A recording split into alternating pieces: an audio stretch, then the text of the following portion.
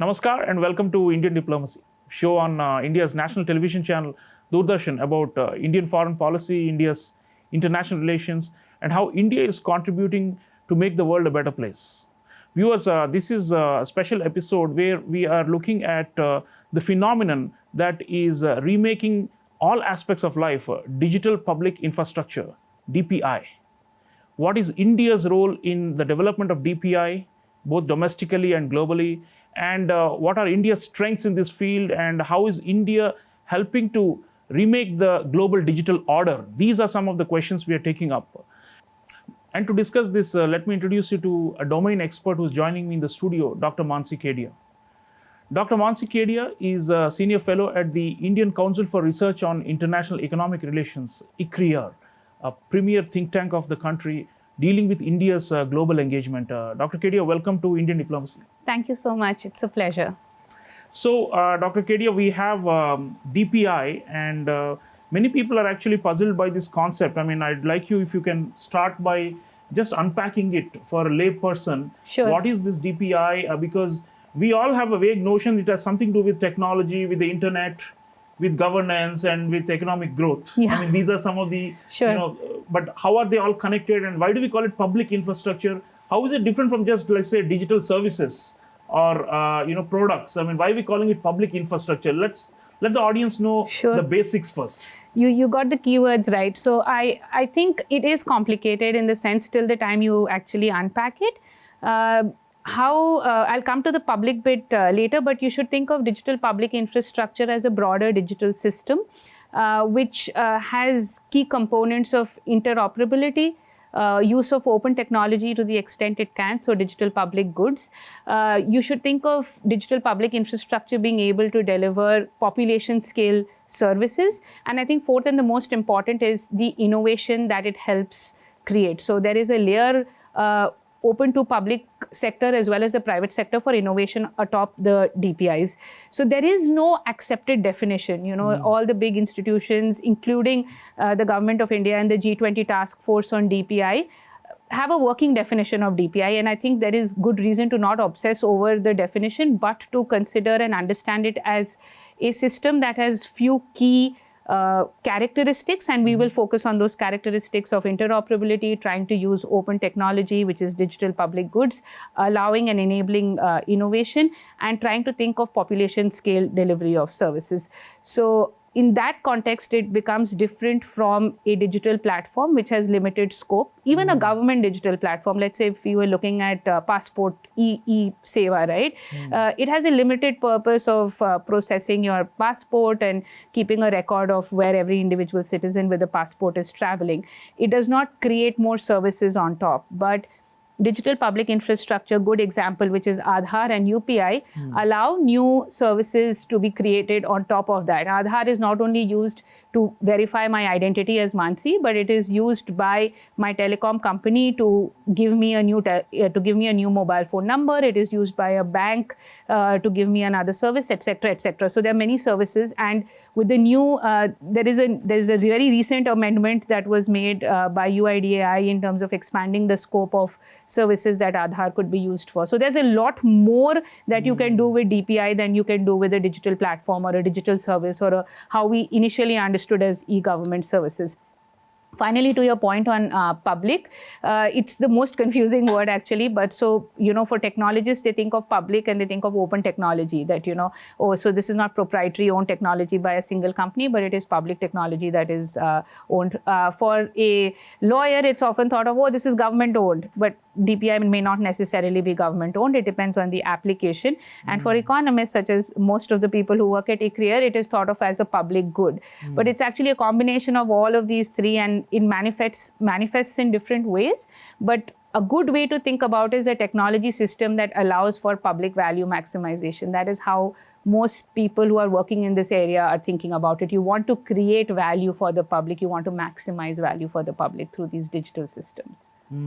So my understanding then is that it's basically a foundation out of which many services can be rendered and many functions, right? So I mean, we know physical infrastructure like roads, bridges, ports, power stations, railway. So I suppose, and it's similar. It's similar, exactly. Like you create the road, and then you know that it's not just the access that you have created between 2 points, but you have also allowed for creating other sorts of infrastructure, such as the tourism industry, shops, other physical establishments like hotels, everything that comes along a highway. It's not just the road that is connecting two places. So similarly, you can think of DPIs as well. It's not about the service of verification that Aadhaar serves, but many other things that can be built around it. Right, fair enough. I mean, that's infrastructure. So, Dr. Kedia, now we in India have been at the forefront in developing this for a vast, you spoke about scale. Yeah. And 1.5 billion people, the kind of digitization that's happened through the Digital India under that rubric, you've been studying that closely and how it has contributed to India's economic rise and all those things. So the moot question here is, what kind of model does India bring? Because obviously DPI is not only being developed by us. Yeah. Every country around the world is making some effort or the other towards this. Yeah. Because it's obviously linked to the broader technological change in the contemporary times, right? So every country is trying to do this. So if you were to look at the Indian model, and let's say compare it to more powerful countries, China and the US, which are the so-called great powers, and they've invested much more resources and money into this, in developing the DPI. So how would you distinguish the Indian model from, say, that of China or the US? What is the guiding principle and the basis or the values and the objectives with which we have developed our DPI over the last decade or so? I think one of the striking differences between these three countries, which is US, China, and India, I would say, is that the technology ecosystem in the US is very private sector driven. Like they do have their government systems, they have all of the rules, regulations, institutions that they need, but there is a free way and a lot of responsibility that makes the private sector the biggest drivers of the technology ecosystem in the US. China, on the other hand, is much more driven by the public sector. So the public sector itself invests, and that is why China has its walled gardens and all of the other, security strategic issues that are associated with China's digital economy, which is not something we are focusing on today. But I think India has a very unique model where they've tried to marry both, which is, this combination of public and private. And that's really classic of the digital public infrastructure approach, which is where the government is involved. The government has some accountability. The government is investing to some degree in infrastructure, but the private sector is coming alongside and filling the gaps where necessary. So you're trying to bring the best of public and private together. I'm not saying we've completely worked it out and there are no gaps in where we are in India today. But having said that, the approach is very unique in terms of combining the best of public and private, which is different from how I think US and China. So this is, we often in our research, if you've read ICRIER reports, you'll see we call it the third approach to digitalization, which is US being very private sector, China being more public sector, more closed, and India being a combination of the two. So, yeah, in fact, Dr. Kedia, I like to call it, the Chinese model we call Big Brother, because they monitor and surveil their own population. They're also exporting this worldwide because of the authoritarian and the dictatorial approach to governance. And then the American we call a big tech, because it's all driven by the gigantic 4 or 5 big companies that monopolize everything. So I suppose we are neither of these, and we are, probably somewhere in the middle, and like you said, a mix of the two. And maybe we hope that, in India, our former foreign minister, Sushma Swaraj, used to say, we are not a big brother to anybody, we are only elder brother or elder sister. Agree, So that's probably our model. At least that's how we would like the world to know. I completely agree. I would say very comfortably that's where India is right now, in terms of not only how it looks at the rest of the world, but also how it's looking at itself internally. Right. So now, obviously we've done a lot domestically. Dr. Kedia, is, the rollout. We continue to bring out new applications, new services, and we keep announcing these. Now, for the rest of the world, there is also an expectation that this domestic success of India will also translate into how our DPI could potentially be adopted or transposed into other settings, which will benefit their local socio-economic and governance and other objectives. So on this front, we have been reading and hearing about many of our innovations and technologies which are transferable to other countries, and which many countries are now wanting to take into account while they develop their own infrastructure. So in that sense, we are kind of like providing a catalyst or a leadership or even a transfer of know-how and technology, right? Yeah. So let's talk a bit about that, and why has the world been so receptive to Indian DPI, and what is it that they are seeing? What is the advantage for them to study and to adapt or to take from us? And what is it about the Indian model that is attractive from their point of view? Let's say developing countries and also even some advanced countries. No, great question, actually. I think it all started with India's G20, and it was great thinking on part of the government to really take this idea to the rest of the world. And it was met with people were suspect about the idea, what is it that India is trying to take, what is it that we are trying to show.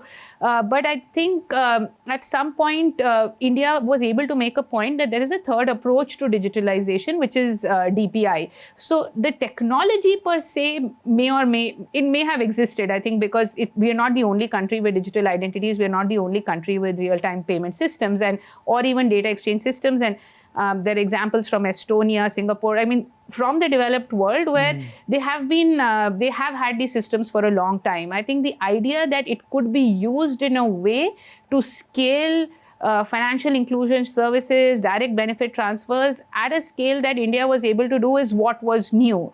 And to say that, look, this is how you can think of digitalization, and going forward also think of how aspects of it could be internationally integrated, is where this whole idea of what India's role is and where the developed and developing countries come into the picture.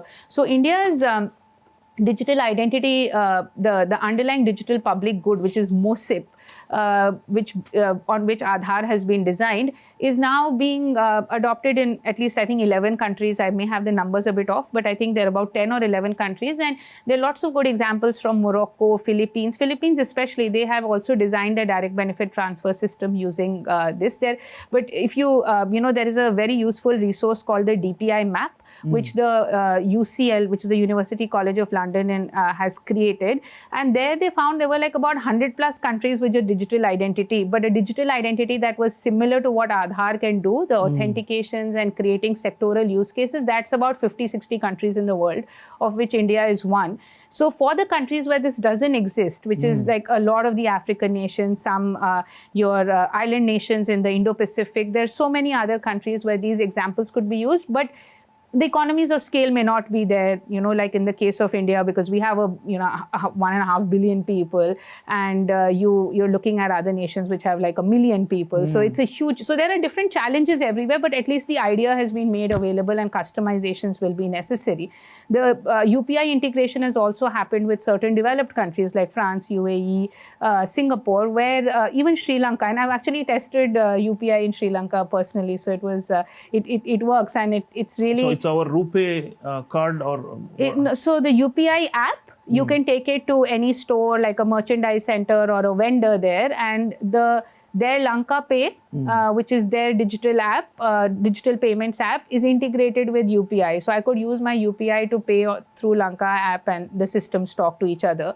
I'll come to the integration parts later, but I think there are larger economic gains. I mean, one is to just, build the idea that India has a real-time payment system which can get integrated globally. But there are certain, I guess, economic advantages, if not in the immediate term, in the longer term, depending on tourist destinations and your repatriation of funds that happen, that become a very solid use case. So, I think both from a developing country and a developed country perspective, these are... there is a lot that one can do with India's DPI. Yeah, and what is surprising to me, Dr. Kedia, is Japan, France, a lot of these countries which are technologically have been historically more advanced than us, also see value in this. I mean, I remember Prime Minister Modi hosting President Macron in Jaipur, and he took him around the local markets in the Pink City, and he was actually showing President Macron, here is my phone, and here is how I make the use the Beam applications and make the payments, you Yeah. know. And whenever I travel around the world, people say that you've got everything on your phone and you Yeah. can actually solve most of your daily meet most of your daily needs just with using a phone. You don't need anything else. I mean, this is something, especially in the last 5 to 10 years, we've seen this come along in a big way, isn't it? And I think many people are surprised that India could do it also at low cost, you know, and that's another advantage. Isn't it? No, absolutely. It's so shocking even for our friends and family that visit from outside to find that it's just so easy here. They can't, they just cannot. And I think the CoWIN was another great example that had come up where because the legacy systems in developed countries are so solid that they probably didn't feel the need for these sort of digital interventions and digital services the way in which we felt it. So, you know, there's a classic economic theory where they say that digital and communications infrastructure, the dividends from that is higher for developing countries because the infrastructure deficits or the traditional infrastructure deficits in those countries are higher. So the gains from digitalization, both productivity, the baseline is the baseline. low. So it's much easier and much higher for a developing country to gain from it. And also because, you know, you're trying, because resources are constrained, you're doing patchwork, you're trying your best, and that's why it's low cost. And DeepSeek, everyone's been hearing about DeepSeek from China, and no one had thought that it was possible to produce it at like such low cost, like to have a foundational model at such low cost. So there is a lot of innovation that is possible, and the reason why it has happened in India is because there was a use case and wants to see that it can create so many spillover benefits. Forget about the direct service that we were trying to address, but even the other spillover benefits were so high that the scaling just kept happening. And obviously it comes with a lot of political will. Like, I don't think it would have happened on its own. It's not so easy to do it organically. It's guided by the government. It is guided by the government. Absolutely. Yeah. And Dr. Kedia, you already mentioned DeepSeek, and recently we co-hosted the AI Action Summit in France, and Prime Minister Modi mentioned that we are developing our own large language large language model in AI, and this is of course also closely linked with the notion of DPI. So please tell our audiences more about AI development and AI, our model, and what we are doing right now, and also whether we can also share this with other countries. And we've been hearing on many fronts, telecom, AI, there are many applied technological realms where we hear that many countries are eager to adopt or to learn from India. So let's talk about the AI, because it's the buzzword and everybody has a viewpoint on this. But as a national strategy, what are we doing with AI, and how is that potentially appealing to other countries?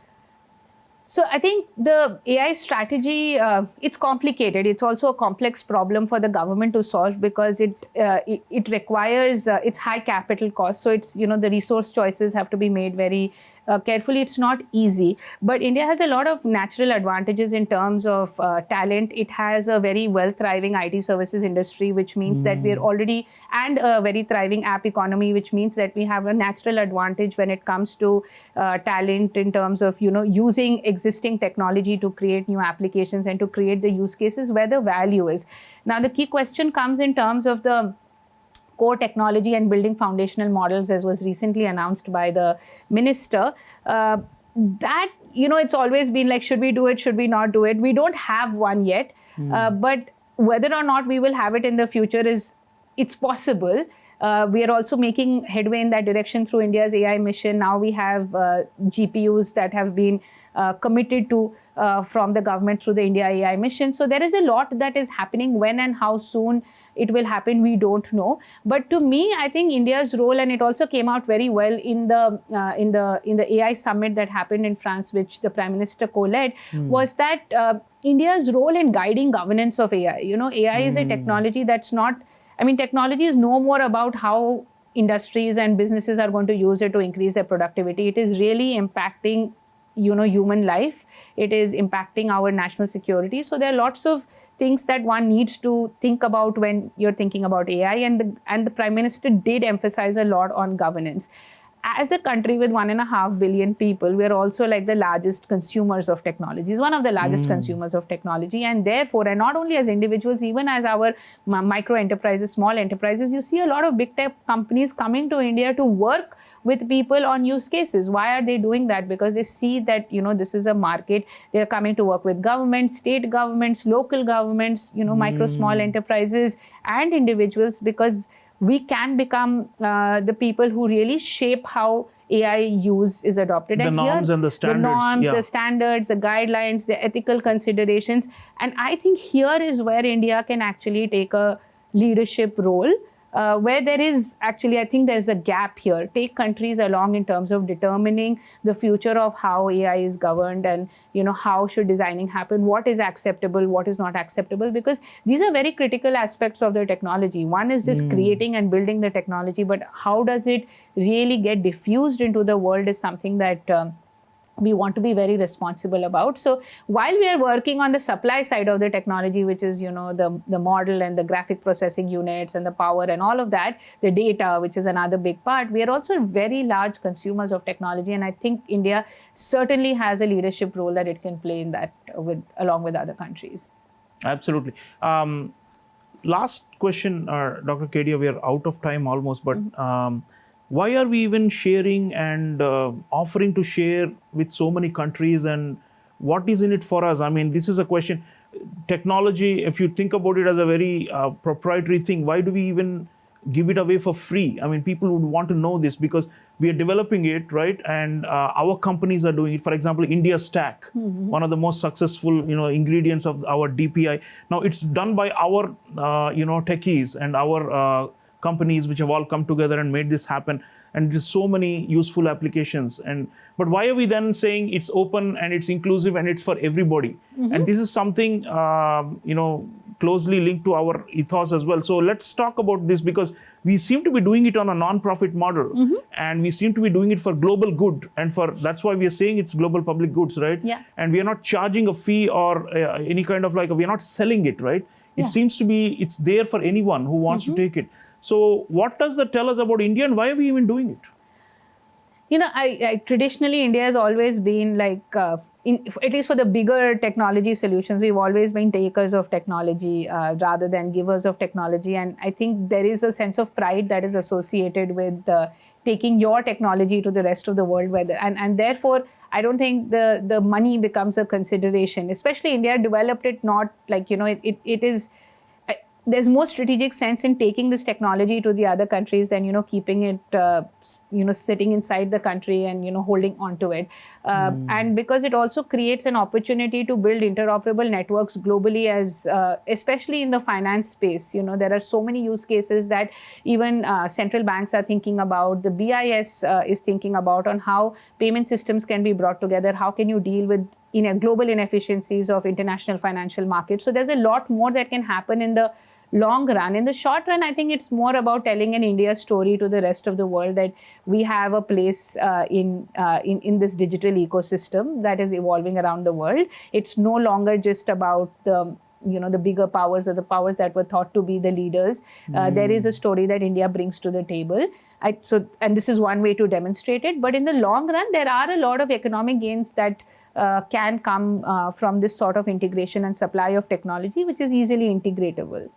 Yeah, so presumably, like you said, if our RuPay system is operable everywhere, it eases tourism and trade and business. Absolutely. It also creates market opportunity. So it's not only philanthropy or altruism or doing good for the world. It also ultimately helps us to become a major financial power and an economic power in the world, isn't it? It could. In the long run, I completely see it as an opportunity for better economic integration.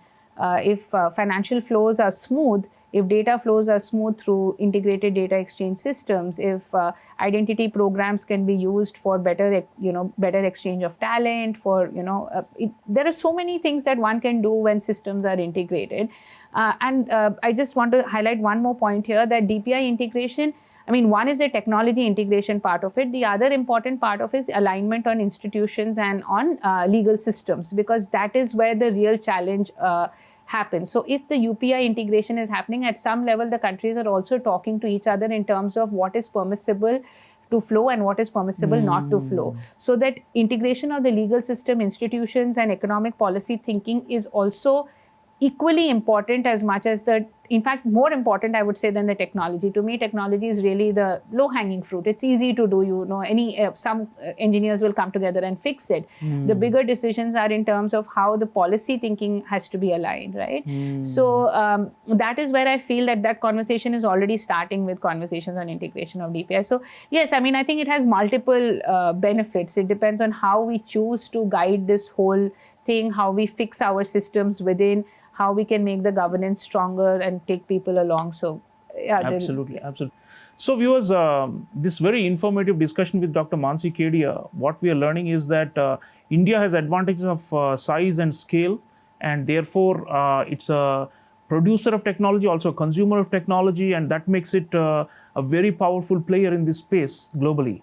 But secondly, our ethos, our value systems, all these also matter, and they are enabling us to be a provider, a net provider of technology solutions to so many countries around the world, developing as well as developed. And this is a huge contribution that we are doing to global well-being and global economic growth and to global governance. So these are all major contributions, and of course, it's work in progress. There are many areas where we still need to improve and do better, but certainly we are showing our prowess in the digital realm, in shaping the global order. Also, Dr. Kedia was talking about norms and standards and principles and regimes that are being created to govern this whole evolving and fast evolving space.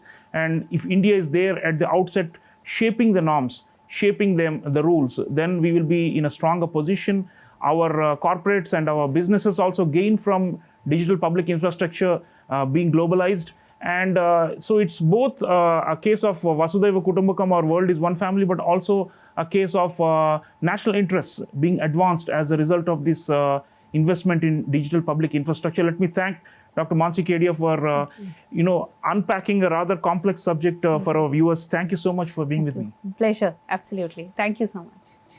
So viewers, digital public infrastructure is redefining all walks of life, as I said, and this is only going to become more fundamental to shaping the way the whole of humanity progresses. So for India to be there at the table, to be producing the technology, to be consuming the technology, and also to be a provider of solutions to problems, this is a big move, and this is something that in the long run will be a defining feature of India's rise in the world.